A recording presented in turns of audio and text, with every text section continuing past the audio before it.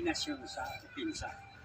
Ito ang gawain namin sa Arnis Combat Judo Karate, kombinasyon sa 12 Panambit. Ito ang gawain namin. Ito, nakita nyo na ang palabas namin sa video. O mga guys, kayo lang, pagkasinsahan lang kayo. Kayo lang ang mapan sa amin. Kung mayroon naming mali, tawarin mo lang kami kasi hindi kami kapwa panakit ng tao. Kasi mga guys, ito palabas namin sa video. Lahat na dipinsa sa ating armas na itutok sa kanyang katawan, kailangan nga madipinsahan namin. Tulis ko, taas kamay. Ano bang kailangan mo sa akin? At pira mo. Ano? Ito ang pira.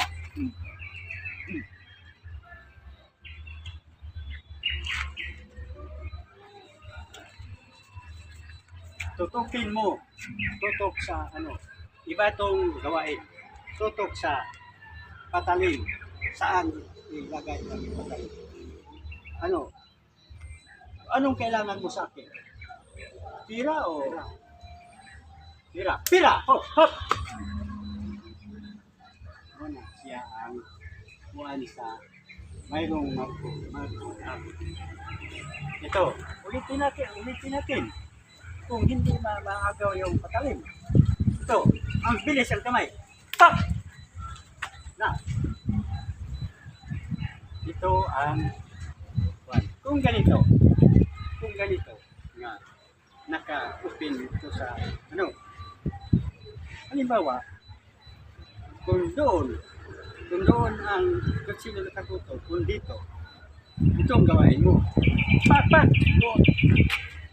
dito ihansak ang patalim sa katawan niya, tapos agawin mo, tapos putulin mong kamay niya, tapos mayroon pang ibang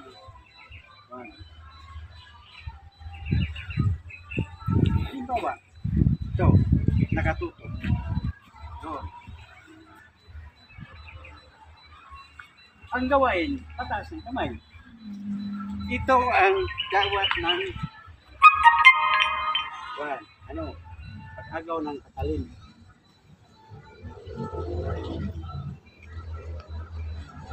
Ito ang pag-agaw ng patalim ng kung natutukan kayo. Natutukan kayo ng sa kilid. Ito ang gawain nyo. Dito ang pagbali ng kamay. Tapos, kung agawin mo ng patalim niya, tapos iba namang release sa kamay.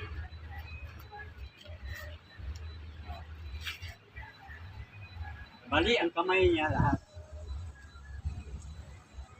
Tapos, mayroon pang iba. Kung ang tao kanang dakpon nakalagay ng nakawit ng kutsilyo. Ito, sana makapataas ka ng kamay, sana nakadikit ka. Ito pa, muhansak ni siya, automatic na nga makuha din ang siya mo. Nakahansak ka. Halimbawa, karon nakaposisyon ka nga, muhansak ka. Ang daon, ang daon. Muna siya. Yun? Balik. Kana ang daon. Ito, pinanglan nga, mabilis. Bilisan mo. Pag-ikot sa kamay mo. Kasi, hindi na niya na maagaw ko na siya ang padaling.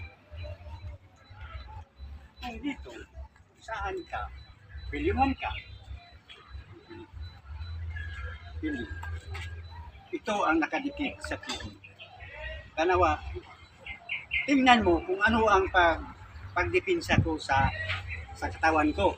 Ito naka-kwilyo siya, nakatiyon sa diyan ko. ito ang gawain. Ito ang ikot. Likot ka dito, likot ka dito. Saan ka dito? Tagana dito. Dili tayo mo. Ito ang bikil sa kamot. Tandaan mo, ito ang pagbali ng kamay. Kalimbawa, ngayon, naka-open dito, ganito. Paghansak niya, hansak. Dito ang kamay mo. Dayo, nakaikot ako. Pagbali ng kamay mo. Ito ang gawain. Tapos, kung halimbawa, nakapulo siya, nakahansak siya dyan. Diyan sa naghansak. Dito ang atras mo, dito ang ipinsa mo. Ito, idapa mo ni siya sa